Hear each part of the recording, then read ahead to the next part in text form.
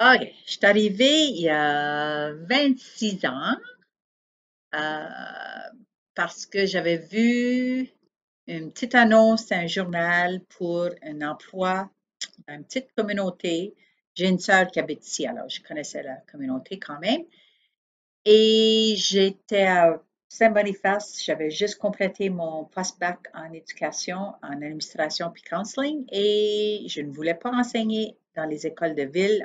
Quand j'étais ado ou enfant, je voyais que mes parents mettaient beaucoup d'importance sur ça. Alors, euh, je voyais que moi aussi, ça avait effet sur moi aussi. Quand j'étais dans mes vingtaines, un peu moins, puis tout d'un coup, j'ai commencé à rencontrer du monde comme moi, c'est-à-dire des francophones, puis je me sentais vraiment à l'aise avec ce monde-là, puis je me dis, ben, c'est quoi, ça sera le fun de vraiment retourner à ça. Je trouve que l'éducation à Bellegarde s'améliore à tous les ans, c'est-à-dire que on apprend comme enseignant beaucoup de choses euh, qui rendent, ben, j'espère, qui rendent l'éducation plus intéressante pour les élèves. On prend pas juste un livre, puis on commence à la page 1, puis on finit à la page 200, puis ça, c'est notre année. Ça, c'est notre cours. Ça, c'est ce qu'ils doivent apprendre, puis c'est tout. Mais maintenant, c'est plus intéressant pour les élèves, j'espère. On essaye.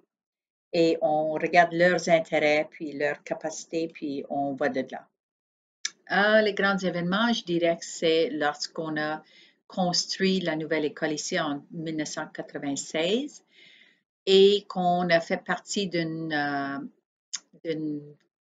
conseil scolaire francophone et non euh, et on faisait plus partie de la division scolaire anglophone qui ne nous comprenait pas du tout, du tout. Qu'est-ce qui a changé dans la vie d'école?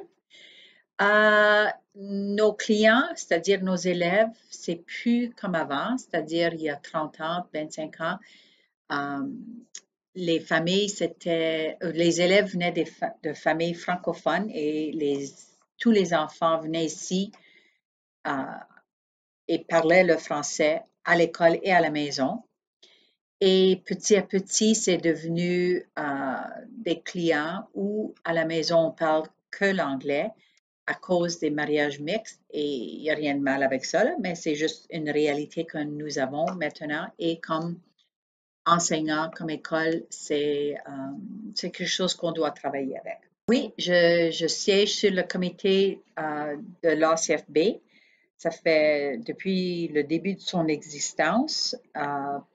Et puis, je trouve ça important euh, parce que c'est pas juste une école. L'école, c'est pas assez. Il faut aussi élargir ça à la communauté.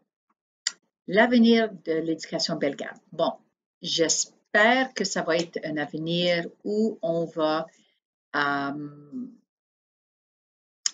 on va refléter ce qui se passe dans le monde, c'est-à-dire on est une école vivante, progressive, qui parle de la technologie, qui parle de l'environnement, qui parle de tout ce qui est important dans la vie d'une personne et qu'en même temps, on garde la langue. Oui, j'ai Sœur Lorette qui me vient à l'idée. Sœur Lorette a enseigné la première et deuxième année pendant des années et c'était une toute petite madame, toujours de bonne humeur et toujours plaisante et elle était une enseignante extraordinaire.